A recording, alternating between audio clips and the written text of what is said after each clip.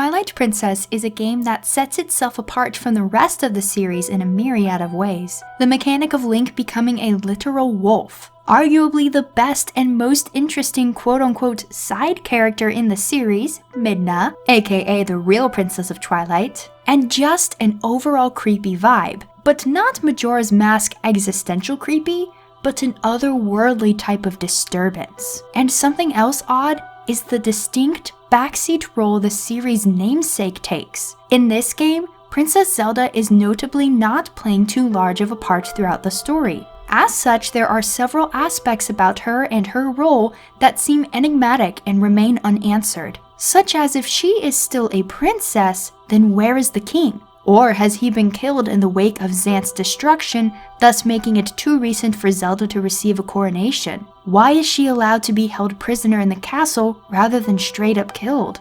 And I'm sure you can think of others. But what piques my interest is the cloak she wears upon our first meeting with her. Before she turns around, Link is unsure of who she is, though we all who have played previous games could easily deduce it was our princess. All we see is a tall figure wrapped in a dark cloak that boasts many designs, most notably the famous Sheikah eye symbol.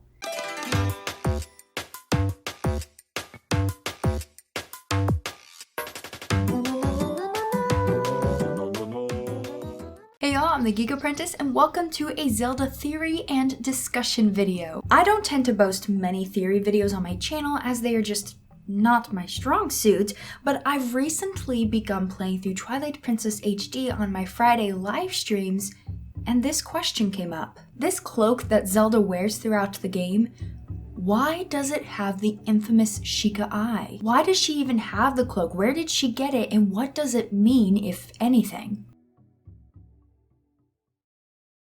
The Sheikah are a tribe of ninja-like people destined to aid and protect the royal family of Hyrule. In some games they're referred to, kind of, as the Shadow People. They're cunning, agile, strong, and deeply loyal. Their iconic symbol being an eye with a single teardrop down the middle, the one we see on Twilight Princess Zelda's cloak. Their history dates all the way back to even before the beginnings of Hyrule, as we see with the first chronological instance of Impa in Skyward Sword. This Sheikah warrior spends her life protecting Zelda, the goddess incarnate, up through her very old age and only vanishes once her task is complete. And subsequent incarnations of Impa, if you will, do likewise in aiding the various Princess Zeldas throughout the series who carry the blood of the goddess incarnate. A plethora of theories surrounds this tribe of people, and dark ones at that. When you look into the Shadow Temple of Ocarina of Time, or do some crazy theorizing about the inhabitants of the Twilight Realm in this video's game of discussion, you arrive at some creepy ends. Whether they are true or not, they are quite an interesting, if not secretive, tribe. I could go into more detail concerning this group of people as they have far more lore in Breath of the Wild, but seeing as that's at the end of the timeline and thus after Twilight Princess, I won't go into that here. My first question when looking into why Zelda from Twilight Princess has this Sheikah cloak is what is her connection to them? In Ocarina of Time, which takes place several generations before Twilight Princess, that particular Zelda is protected by the Impa of that time. And in the case of the Adult and Downfall timelines, Zelda is trained in the ways of the Sheikah and takes on an alter ego to protect herself, Sheik. But Twilight Princess takes place in the Child timeline, where Link is sent back to relive his childhood and warns young Zelda of Ganondorf's plans before she even has to be taken away by Impa, negating the need. Now that doesn't mean Impa couldn't have trained her anyway, but it seems unlikely. Hence I initially threw out the idea that the cloak belonged to the Zelda of Ocarina of Time and was thus handed down. I suppose the Impa of Ocarina of Time could have had a very close relationship with that particular Zelda and thus given her the cloak. I mean, it's possible, but with more wandering speculation than I would like. Now, the Sheikah are the guardians and protectors of the royal family, as previously stated. So why not just assume that she got it from the Sheikah of this time period? Well, there's a big issue with that.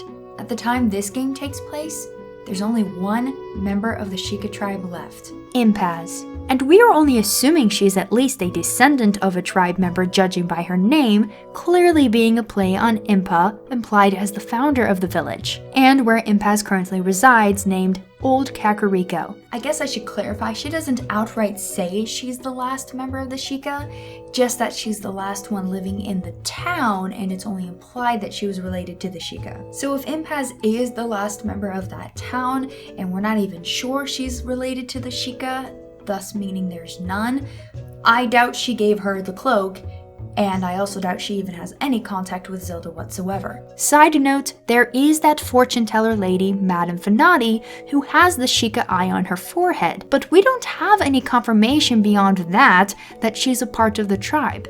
Maybe.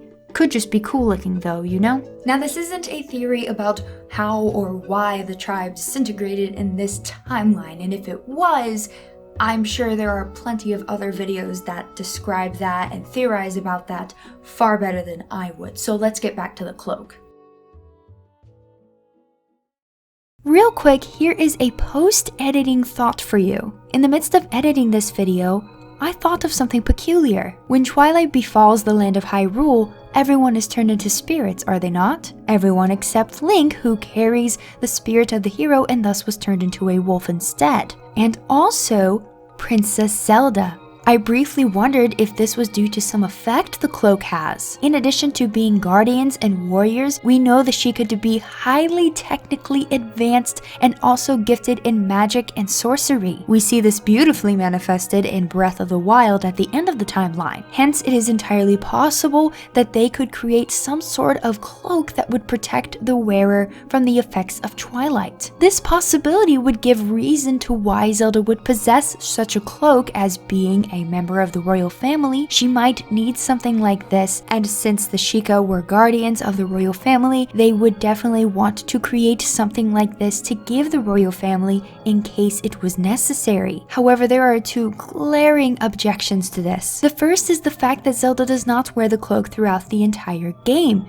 We see her without it later, though I cannot remember off the top of my head if she was in an area not affected by twilight at this point. Regardless of whether that is true or not, there is another fact that easily disputes the cloak as a need. It goes along with the same reason Link was protected from the effects of twilight, and this is the fact that Zelda carries the blood of the goddess Hylia. Naturally, this would completely shield her from the effects of twilight, and thus meaning she wouldn't need some special magical cloak to make this happen. As I previously stated, this was a brief thought, but I still wanted to put it in here even if it was last minute. Regardless of where or why she has the cloak, it is still an interesting thing to me nonetheless.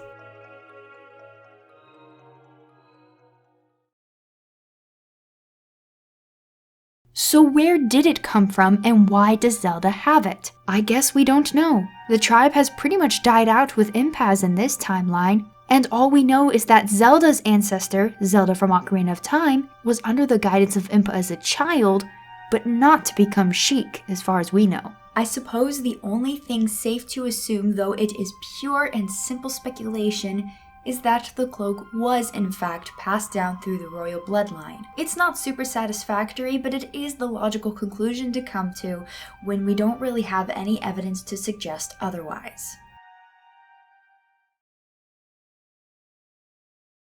Thank you all so much for watching this little theory video. Be sure to let me know in the comment section below where you think Zelda may have gotten the cloak. As aforementioned, theories are not my strong suit, so kindly let me know in the comment section if I missed anything. But if you are interested in another theory of mine, I have an older video theorizing about Breath of the Wild 2, which you can click here to see, that I did with Hyrule Gamer a while back.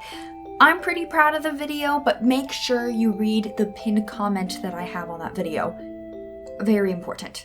As always, big shout out to everyone who supports the channel, whether it's as a subscriber, a channel member, you've bought some of my merch, link down below, or you're a patron over on Patreon, especially those in the Hylian tier like Joking Batman, Lorulian Sheep, Code and Data, Trevor, and McToppler.